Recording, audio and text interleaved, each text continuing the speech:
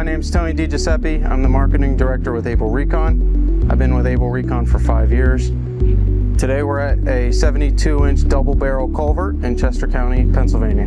With corrugated metal pipes, even though they're galvanized, the first sign of deterioration that you see is usually rust in the water line. When the authority was evaluating this pipe for rehabilitation, they were looking at the amount of rust in the invert, which is the bottom of the pipe.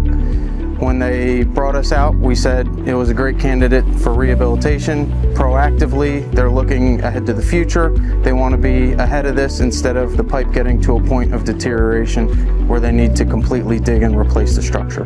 So when Abel Recon first got here, the first thing we did was set up the bypass, which diverts the water flow through one of the structures so we could be able to clean the sediment out of the other structure. Once we cleaned the sediment out, we were able to concrete some of the areas of 100% section loss. Once that concrete was dried, we were able to spray the Sprayroq liner over the full hoop of the pipe.